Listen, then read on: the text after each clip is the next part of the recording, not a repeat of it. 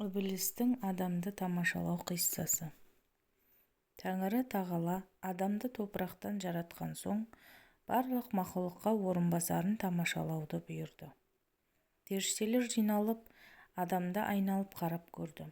Сол кезде ібіліс лып етіп адамның мұрнынан кіріп, оның бүкіл дене мүшесін, ағзасын, қан тамырын аралап қайта шықты. Сосын періштелерге бұл мақұлық ұлық Аллаға орынбасар болуға лайық емес деді. Неге? Деп сұрады періштелер. Себебі бұның тәні ас-ауқатқа, ұйқыға, ризық, рахатқа тәуелді. Тез шаршап, тез қартаяды. Суыққа тоңғақ, ыстыққа қаталағыш, қарны ашып, ұйқы қысқанда жыртқышқа айналады. Одан бөлек көңілі атақ-даңқ, мансап билікке тез мас болады екен. Жылтыраққа көрсе қызар, дүние мүлікке тойымсыз, әйелге шыдамсыз.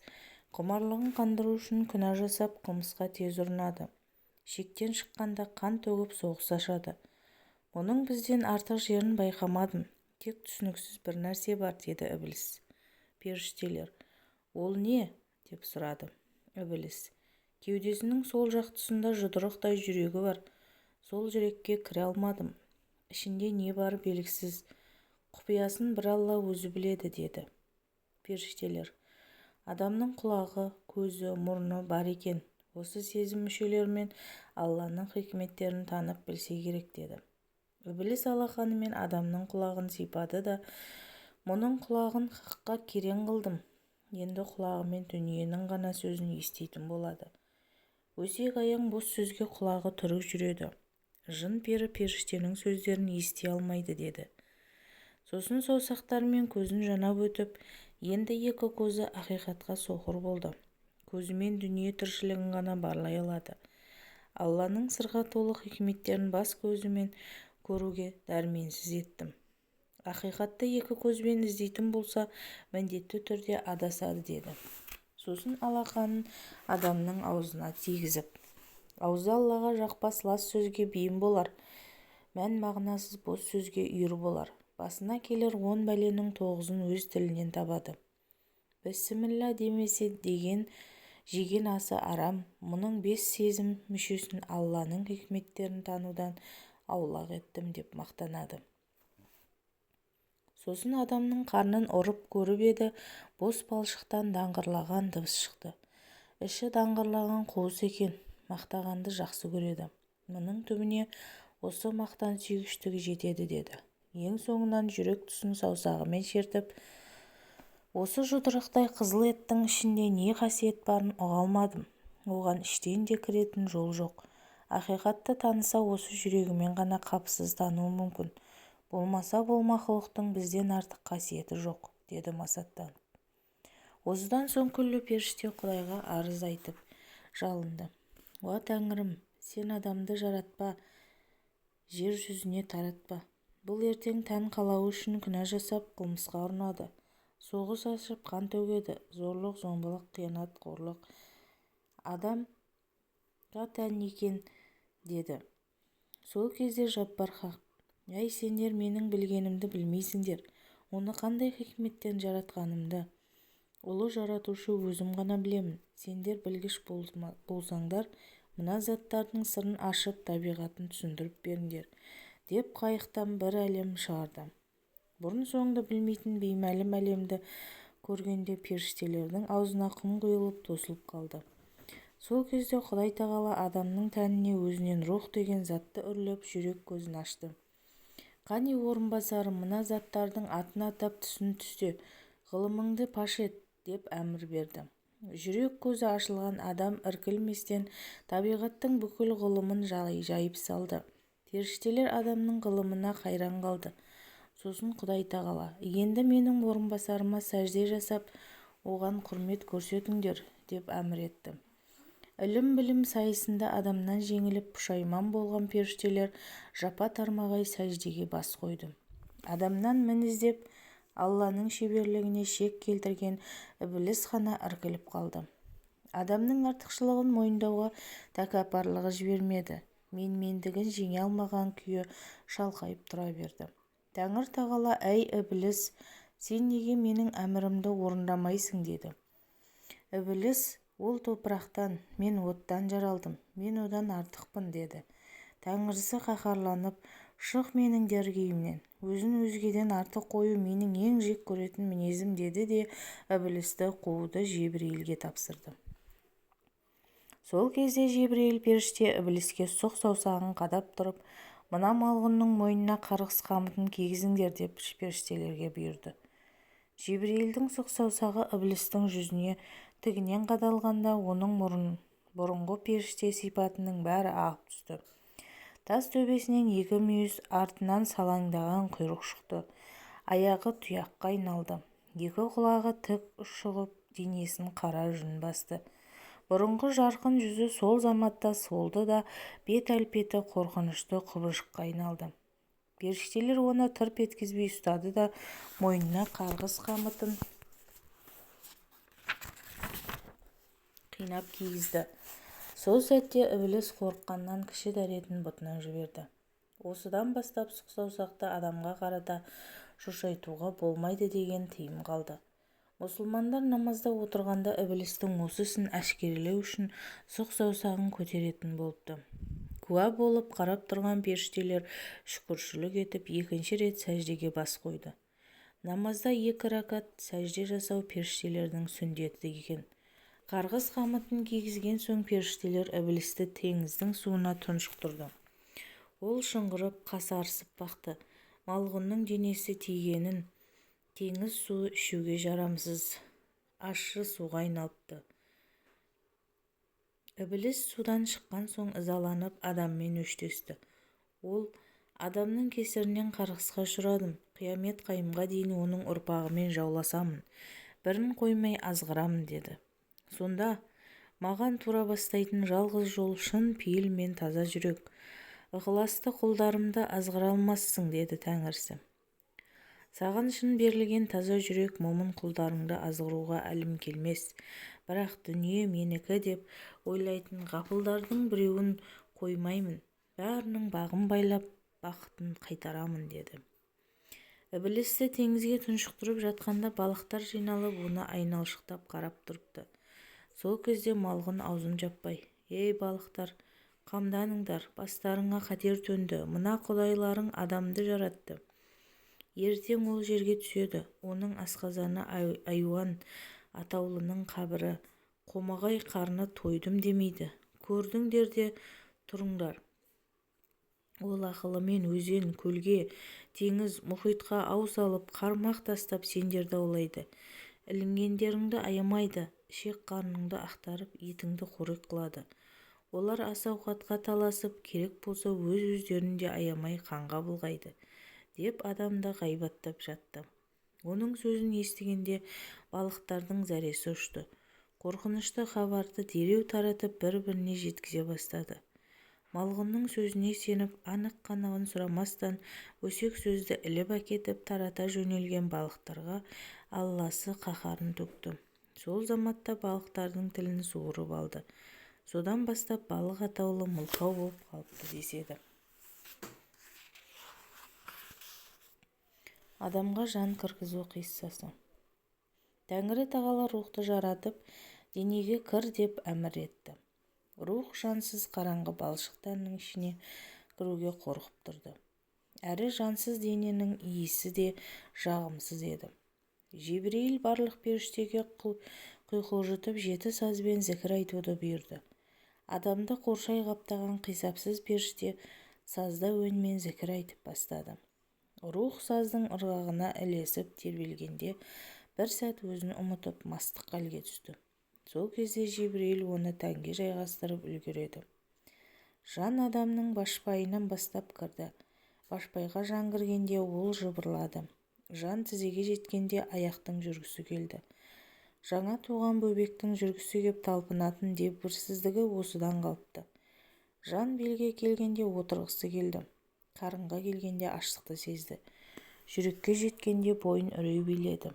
Кеудеге көтерілгенде бойын мақтан кернеді. Ойынға мінгенде жан жағына қарасы келді. Ауыздан әр асқанда тілі жыбырлап сөйлеуді тіледі. Жан мұрнынан өтіп көзге келді. Айналасына қарап, сансыз періштені көріп қайран қалды. Құлағына келгенде зікір, тәсбих, салауаттың әуенін естіді. Жан миға жеткенде алғаш рет өзінің дене мүшесіне зер салды. Жаббар хақ періштелерге адамға пейіштің жеміс-жидегі мен сусынын әкеліңдер деп әмір етті. Адам кесе толы пейіштің тәтті сусынын ішкенде денесінен 62 тамыр пайда болып бойына қан тарады. Осыдан бастап адам қаны қасиетке ие болады. Нақақ төгілген адам қанының сұрауы қатты болатыны осыдан екен. Кенет адамның мұрны қышып, қатты түшкіріп жібереді. Жан орнынан қозғалып сыртқа шығып кете жаздады. Қорыққаннан әлхамдүлілля деді.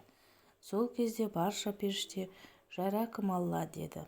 Осыдан бастап түшкірген адам әлхамдүлілля, ал естіген адам жаракым алла деп айту мұсылман баласына сүндет болыпты. Құдай тағала жанға ал енді денеден шық деп бұйырды. Жан сыртқа шыға алмай ұзақ тұрып қалды. Әй жан, неге тез шықпайсың деп сұрады. Жан, уа жаратқан, мен кеудеге кірерде 7 сазға иілтіп мас күйінде кірдім. Енді шығарда рахым етемін деген уәдеңді естімей шықпаймын деді. Тәңірісі, егер ардан аттамай әділдікті ту етіп, жүрегіңді таза ұстасаң, ақиретте рахым етемін деп уәде берді. Алланың уәдесін естіген соң ғана шыбын жан дүниеден оңай шықты.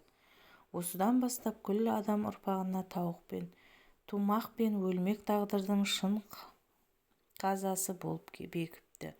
Бұл пәниде сұм нәпсіге бой алдырып ардан аттағандар соңғы сәтте жан бере алмай қиналады екен. 5 күн жалғанда ар-ұятқа бекем болған момындар қиналмай жан тапсыратын болыпты. Адамға жан кіріп, тұла бойына қан тараған соң барлық дене мүшесі өзінің артықшылығын айтып мақтаныпты. Мен бәріңнен биікпін, сәждеге менің маңдайым тиеді, бәсім бәріңнен жоғары деді. Бас. Адам ақиқатты мен арқылы естиді. Саңырау адамға үгіт айтып не керек? Деді құлақ. Құлақпен естіген өтірік, көзбен көрген шын. 1000 рет естігеннен 1 рет көрген артық. Қала берді, мен көңілдің айнасымын. 7 қат көкті бір ғана қарашыққа сыйғызып тұрған менмін, деді көз. Жұрттың бәрі бірінші бетке қарайды. Адам бір-бірінің түріне қарап таниды. Мен арқылы сұлулықты сезініп, біріне бірі ғашық болады. Адамның шырайы менмін, деді бет-әлпет. Ас адамның арқауы, мен болмасам адам асты қалай жейді? Тамақ та, сусын да асқазанға мен арқылы жол тартады. Ауыз болмаса піскен астан пайда жоқ. Аш адамнан 40 күн ақыл сұрамас болар. Құрсағы бостың құлағы шыңылдап, көзі бұлдырайды. Денеде дәрмен, бойда қуат қалмайды. Сондықтан бәрің маған бас иіңдер, деді ауыз. Өнер алды қызыл тіл. Тілдің қадірін білмеген кімнің қадірін біледі? Піл көрмегенді тіл көтереді. Өзім бұлбұл, сөзім бұлақ. Тауып айтсам көңілдегі дауасыз дерттің емін мен беремін, деді тіл. Жомарттық менде жатыр. Адам баласы алыс-беріс тірлігін мен арқылы жасайды. Қайыр сахауатты Құдай қолға жасырған. Амандасқан адамдар әуелі қолын созады, деп мақтанды қол. О жарандар, сендерді көтеріп тұрған кім? Арындай бермей төменге де назар салып қараңдар. Бәріңді қайырлы қадамға бастайтын мен емес пе? Қаласам Меккеге барамын. Әр басқан қадамыңа 1000 сауап. Мен тұрғанда сендердің сөйлеулерің бекер-ақ, деді аяқ. Әй аяқ, бас аяқтан ақыл сұрамайды деген. Ақылға кішілік жүрмейді. Мен жүректің суатымын, ойдың қуатымын. Адаспай аспандасам 7 қат көкті кесіп өтем. Қармаласам қолым аршыға да жетеді, деді ақыл. Осылайша барлық дене мүшесі сезім қатпарлары бір-бірімен таласып жатты. Бұл айтысқа жүрек қана қатыспай сабырмен таластың ақырын бағып тұрды. Жаббар хаққа жүректің сабырлы күйі сүйкімді көрінді. Ей, таласпаңдар, сендер жүрек болмаса жақсылықты алаңсыз насихаттай алмайсыңдар. Арсыз істі де жасайтын кездерің көп болады, деді де. Әй бас, аптығыңды бас, өмірде маңдайыңды сәждеге ғана емес, адасып тау мен тасқа да ұрасың. Әй құлақ, өсекке құмарсың, ғайбат айтылған жерден тұрып кете алмайсың. Әй ауыз, бісміллә демесең жеген асың арам болар. Адам ауруды астан да табады. Әй тіл, адамға келетін 10 бәленің 9-ы сенен болады. Бал тамған тілден ода тамады. Есіңде болсын, тілі бірді тілек қосады. Тілі басқаны жүрек қосады. Әй көз, сұлу көрсең сұқтанасың. Арсыздық сенен басталады. Күндіз көргенмен түнде соқырсың. Жүректің көзі көз, бастағы көз бес. Әй аяқ, сенің баспайдың жерің жоқ. Көп жүрген аяқ боқ басады. Әй қол, кей кезде сұқанақсың. Ұрлық та сенімен жасалады. Есіңде болсын, ұрының қолын кесемін. Әй бет әлпет, жүзі сылаңның сөзі сырдаң келеді. Сылаң қағып, сыртыңмен адамды алдайсың. Іштің қатасын түзеуге құлқың жоқ. Жара бет жазылады, қара бет жазылмайды. Ұяттан кісі өлмейді, бірақ бетте сызаты қалады. Ей ақыл, шын ақыл аузын жауып ділін ашады. Жылы жүрекке жалғанса, ақыл айналасына нұр шашады. Жүрек сенің айнымас серігің. Ол болмаса сенен өткен тәкаппар болмайды. Біліңдер, ет жүрек, барлық тәннің патшасы. Сендерді жүрек билесе, әлемде әділдік орнайды. Оған қалтқысыз бағынғанда ғана ақыретте сұраудан аман боласыңдар.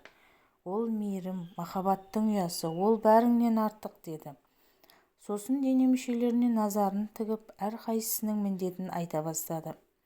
Көз жаралыстан ғибрат ал, ақылдың ойқұмар болуына септес.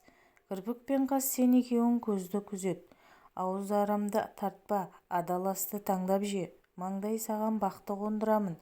Оның құтты мекені сен боласың. Желке, парыз бен қарызды сен арқала. Өлгенше өтелмеген борышың қалмасын. Таңдай шырын сөз әдемі әуез саған ұялайды. Қызыл тіл, шын сөйлеп бастағанда таңдайың таңқылдап тұрсын. Арқа ауыртпашылық саған түседі. Хақтың жолында қайыспауға серт бер. Жұдырық, сен ердің қаруы бол. Әлсізге болыс, ақылсыз майданға кіруші болма. Бүйрек бауырыңа болыс, жақынды жатқа жіберме. Бауыр, іші бауырың елжіреп, туыстардың татулығына бейім тұр.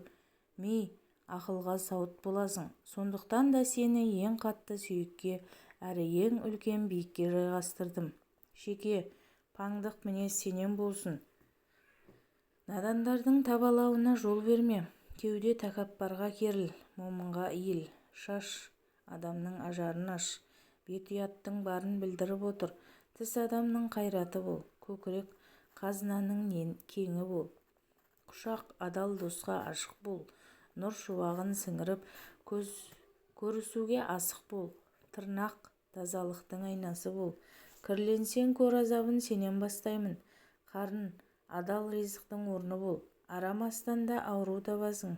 Білек, дұға тілекте шаршадым деме. Қол сақилық сенен шығады. Бірақ оң қолыңның бергенін сол қолың білмесін. Құлақ, мәнді сөзге сергек жүр. Былжыр сөзге бітеу бол. Мұрын, бөтен іске тұмсығыңды тықпа. Сенің міндетің қош үйісті тану. Бел тұқымның тазалығын, ұрпақтың адалдығын саған тәуелді етемін. Аяқ аңдап басу сенен, саусақ санауды сен үйретесің. Есеп-қисап өнері сенен басталады. Жыныс ләззаты сен татасың.